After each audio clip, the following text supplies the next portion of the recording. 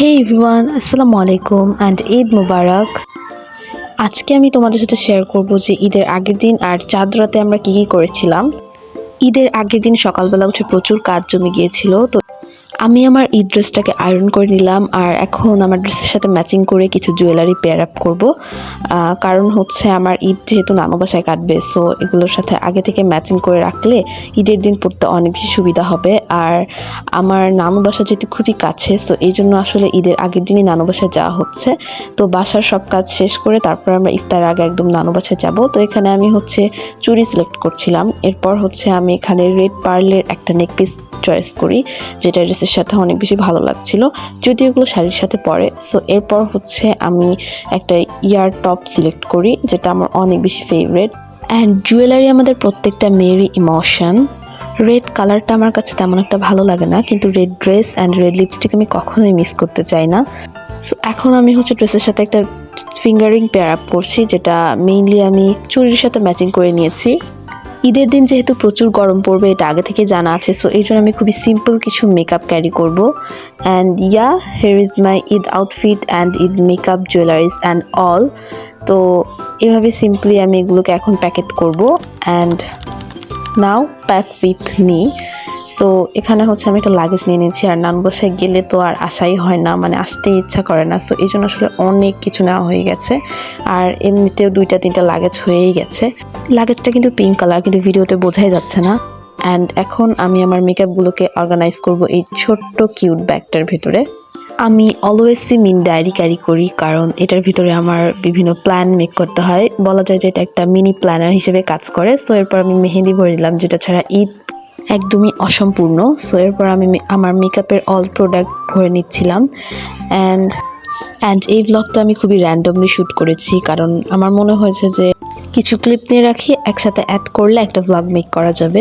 আর আমি প্রচুর তাড়াহুড়া করছিলাম, কারণ অলমোস্ট দুপুরে হয়ে গেছে, আর আমার ইচ্ছা ছিল যে ইফতারের অনেক আগে নানু বাসায় যাওয়া, কিন্তু ঈদের আগের দিন যেহেতু বাসায় অনেক বেশি কাজ।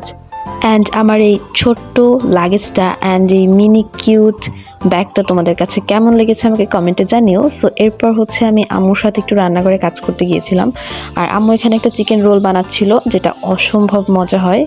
আর এটা অবভিয়াসলি ইউটিউব থেকে দেখা, তো এই জন্য রেসিপি শেয়ার করলাম না। আর এই রোলগুলো দেখতে অনেক বেশি মজা লাগছিলো, রোজা থেকে এগুলো দেখতেছি, তো তাই আর ভালো লাগছিল না।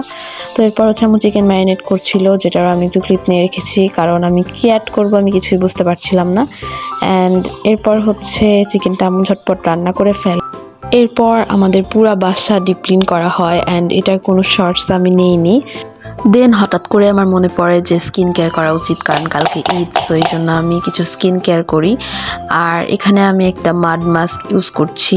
তো কেনার সময় আমি খেয়াল করেছিলাম যেখানে ড্রাই স্কিন ঠিক করার জন্য কিছু একটা লেখা আছে, বাট এইটা ইউজ করার পর আমার মনে হয় না যে এটা দিয়ে ড্রাইনেস কমছে, বাট তোমার স্কিনটাকে অবভিয়াসলি গ্লো করবে এটা। স্কিন কেয়ারের পর আমার মনে পড়লো যে আমার টোটাল ভ্যানিটিটা অনেক বেশি অগোছালো এবং নোংরা হয়ে আছে, তো ওটাকে আমি পুরোই অর্গানাইজ করেছিলাম অ্যান্ড ক্লিন করেছিলাম। অ্যান্ড অবভিয়াসলি সেটার কোনো ভিডিও ক্লিপ আমি নেই, কারণ আমি একদমই ভুলে গিয়েছিলাম। অ্যান্ড এরপর 4টা নাগাদ আমি নানু বাসায় যাই, অ্যান্ড ইফতারের মুহূর্তে আমি কোনো ভিডিও ক্লিপ নেইনি। এরপর হচ্ছে ইফতারের পর আমরা সবাই মিলে মেহেদি দিতে বসি। অ্যান্ড আমাদের নাজুবুরির মেহেন্দি এত বেশি পছন্দ যে ও মেহেন্দি দেওয়ার সময় চুপ করে বসেছিল। এরপর আমি নুসাইবাকে মেহেদি দিয়ে দিই, আর ওরা দুইজন মেহেন্দি দিতে অসম্ভব ভালোবাসে। আর এত ছোট মানুষ হয়েও মেহেন্দি দেওয়ার সময় ধৈর্য ধরে বসে থাকে, যেখানে আমি নিজের ধৈর্যই কন্ট্রোল করতে পারি না। আর যেহেতু ওদের হাত ছোট, সো এই জন্য সব ডিজাইন ওদের হাতে অ্যাটাচ হয় না, আর আমি এর জন্য ওদেরকে খুবই সিম্পলি একটা মেহেন্দি ডিজাইন দেওয়ার ট্রাই করছিলাম। আর এরপর ওর রিয়াকশনটা দেখলাম যে ফিলিংসটা কেমন আসলে মেহেন্দি দিয়ে। সো খুবই কিউট একটা হাসি দিয়েছে মাশাআল্লাহ। তো এরপর আমি নিজের হাতে মেহেন্দি অ্যাপ্লাই করছিলাম। অ্যান্ড আমি হামুরি কোনো মেহেন্দি আর্টিস্টও না, আর আমার মেহেন্দি এত যে হামুরি সুন্দর হবে এর কোনো মানে নাই। আমি মেহেন্দি দিতে নিলে অবশ্যই একটা ডাফট হবে, এটা আমি শিওর। তো যেখানে আমি অনেক মোছামুছি করার পর আমি একটা সুন্দর ডিজাইন ক্রিয়েট করতে পেরেছি। আমি জানি না এটা কতটুকু ভালো হয়েছিল, বাট আমার মনে হয় যে আমি মোটামুটি একটা ডিজাইন আনতে পেরেছি। আর আমি অসম্ভব সুন্দর মেহেন্দি দিতেও পারি না, বাট আমার বাসার সবাই আমার হাতে মেহেন্দি দিতে অনেক বেশি ভালোবাসে, কারণ আমি আমার আম্মুর কাছ থেকে মেহেন্দি দেওয়া শিখেছিলাম। আর আমি যখন টুকটাক মেহেন্দি দেওয়া শিখেছি, তারপর থেকে আম্মু আর মেহেন্দি দিতে দেওয়া বাদ দিয়ে দিয়েছে। সো এই জন্য আসলে বাসার সবাই আমার কাছেই মেহেন্দি দেয়। তো এরপর আমি আমার মেহেদিটা দেখছিলাম আর আমার কাছে নিজের মেহেদি অনেক বেশি ভালো লেগেছে, কার কাছে কেমন লেগেছে আমি জানি না। সো এরপর হচ্ছে আমি একটু ফ্রেঞ্চ ফ্রাইজ বানাই, আমার মনে হয়েছিল যে চাঁদ রাতের স্ন্যাক্স হিসেবে এটা বেস্ট। আর ইফতারের পর আমাদের সবার পেট ফুল ছিল। তো এরপর আমি শ্রদ্ধাকে মেহেদি দিয়ে দেই, আর ও তোর মেহেদি খুবই বেশি পছন্দ করেছে। তো এরপর আমরা সবাই মিলে তরমুজ খাই, সবাই গল্পগুজব করছিলাম, অনেক বেশি মজা হচ্ছিল। আর তরমুজটা লাল টুকটুকে আর অনেক মিষ্টি ছিল। আর তরমুজ খেয়ে আমার ভাইয়ের রিয়াকশন। এরপর আমরা সব কাজিনরা মামার সাথে হাঁটতে বের হয়েছিলাম, আর তখন প্রায় 11টা বেজে গিয়েছিল। তো এরপর হচ্ছে আমরা 12:30টার দিকে বাসায় আসি।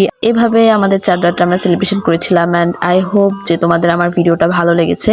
অ্যান্ড খুবই তাড়াতাড়ি ঈদের ব্লগটা আসছে। অ্যান্ড সবার ঈদ ভালো কাটুক এই কামনা করে আমি আমার আজকের ব্লগটা শেষ করছি। বাই।